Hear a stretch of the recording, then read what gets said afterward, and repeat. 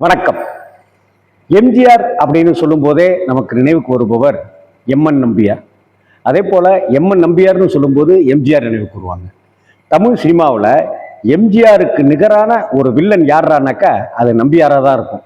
இன்னும் அந்த காலத்துலலாம் சொல்லும்போது என்ன சொல்லுவாங்க, நம்பியார் மாதிரி ஒரு பயங்கரமான வில்லன் இருந்தால் தான் எம்ஜிஆருடைய பவர் என்னங்கிறதே மக்களுக்கு தெரியும் அப்படின்னு சொல்லுவாங்க. ஆனால் சினிமாவில் தான் எம்ஜிஆர் ஹீரோனாக்க நம்பியார் வில்லன். நிஜ வாழ்க்கையில் நம்பியார் தான் நிஜ ஹீரோங்கிறது ஒரு பக்கம் இருக்கிற, எம்ஜிஆரும் நம்பியாரும் அப்படி ஒரு சிநேகிதம் கொண்டவர்கள் அப்படின்னு நாம சொல்லலாம். ரெண்டு பேருக்கும் அப்படி ஒரு பாச பிணைப்பு பந்தம் அப்படி ஒன்று உண்டு. கிட்டத்தட்ட நாடகங்களில் நடிக்க தொடங்கி அதுக்கப்புறம் சினிமாவுக்கு வந்தவர் தான் எம்ஜிஆர். அதே போல நாடகங்களில் நடிக்க தொடங்கி சினிமாவுக்குள்ளார வந்தவர் தான் எம்என் நம்பியார். இப்படி ஆரம்ப கட்டத்தில் ரெண்டு பேரும் கொஞ்சம் கொஞ்சமாக வளர்ச்சி அடைஞ்சிட்டு இருக்கும்போது ராஜகுமாரி அப்படிங்கிற திரைப்படத்தில் எம்ஜிஆர் அவர்கள் நடித்தாங்க. அந்த படத்தில் நம்பியார் அவர்களும் சேர்ந்து நடித்தாங்க. இன்னைக்கு எம்ஜிஆருடைய இறுதி காலம் வரைக்க எம்ஜிஆர் மேலே மிகுந்த பற்று கொண்டவராக அவர் இருந்தார். அந்த சமயத்தில் எம்ஜிஆர் இறந்து போன சமயத்தில் சபரிமலைக்கு மாலை போட்டிருக்கார். தொடர்ந்து எப்போதும் போயிட்டே இருக்கிறவர். அவ்வளவு வேதனைப்பட்டார் எம்என் நம்பியார், அவரை பார்க்க போக முடியலையே அப்படின்னு சொல்லி.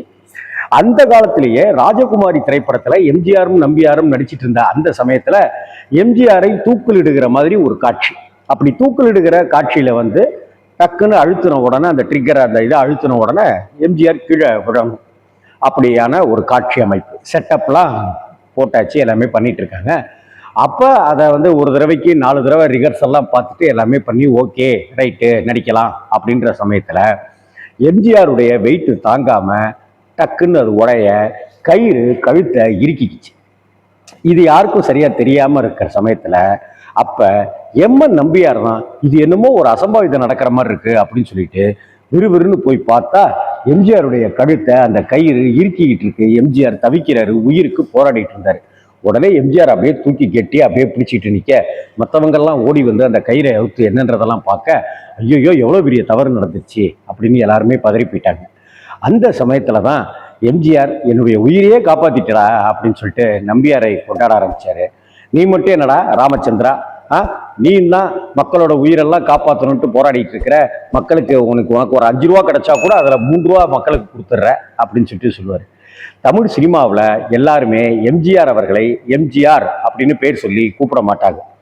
எனக்கு தெரிந்து தமிழ் சினிமாவில் எல்லோரும் அவரை சின்னவர் அப்படின்னு தான் எம்ஜிஆரை கூப்பிடுவாங்க. பெரியவர்னா சக்கரபாணி, எம்ஜி சக்கரபாணி. எம்ஜிஆரை ராமச்சந்திரா அப்படின்னு பேர் சொல்லி கூப்பிட்டது தமிழ் சினிமாவில் 2 பேர் தான். ஒன்று நடிகை பானுமதி, அவங்க எல்லாரையுமே அப்படி பேர் சொல்லி கூப்பிடுறவங்க. ராமச்சந்திரன் அப்படின்னு தான் அவங்க பானுமதி கூப்பிடுவாங்க.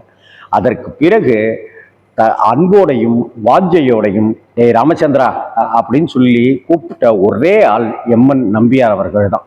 சினிமாவில் அப்படி அவங்க 2 பேரும் மோதிக்கிறவங்களா இருந்தாலும் கூட எம்ஜிஆருக்கு தன்னுடைய உயிரை காப்பாற்றிய ஒரு உயிர் நண்பன் அப்படிங்கிற வகையில தான் நம்பியார் மேல ஒரு பெரிய அன்பும் மரியாதையும் இருந்தது.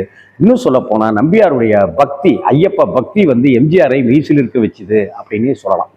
இந்த திரைக்கு பின்னாடி இப்படி ஒரு சம்பவம் அன்னைக்கு ராஜகுமாரியில நடந்ததற்கு பிற்பாடு எம்ஜிஆருடைய கடைசி படமான மதுரையை மீட்ட சுந்தரபாண்டியன் உட்பட எம்ஜிஆருக்கு வில்லனாக நம்பியார் நடிச்சார் அப்படின்னு தான் சொல்லணும். எம்ஜிஆர் அவன் பாட்டுக்கு என்னை ஏமாத்திட்டு போயிட்டான் அப்படின்னு நம்பியார் விளையாட்டா சொல்லுவார். ஏன் அப்படின்னாக்க எம்ஜிஆர் இருக்கும்போது எனக்கு சமமான வில்லன் ரோல் கொடுத்தாங்க, எம்ஜிஆர் ராமச்சந்திரன் இறந்து போயிட்டான், அதுக்கப்புறம் எனக்கு தாத்தா ரோலு மாமா ரோலு அப்படி இப்படின்னு வயசான ரோல்லாம் கொடுக்க ஆரம்பிச்சிட்டாங்க அப்படின்னு நம்பியார் அவர்கள் கேலியாக பேட்டி கொடுத்ததெல்லாம் கூட நடந்திருக்கு. ஸோ ராஜகுமாரி படத்துல அந்த தூக்குல மாட்டிக்கிற தூக்கு காட்சி உண்மையாகவே அவர் இறந்து விடக்கூடிய ஒரு அபாயம் இருந்தது எம்ஜிஆர் அவர்கள்.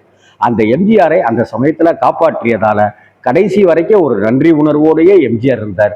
அன்போடையே எம்ஜிஆரும் நம்பியாரும் பழகினார்கள் அப்படிங்கிறது தான் ரொம்ப ரொம்ப முக்கியமான விஷயம். வணக்கம்.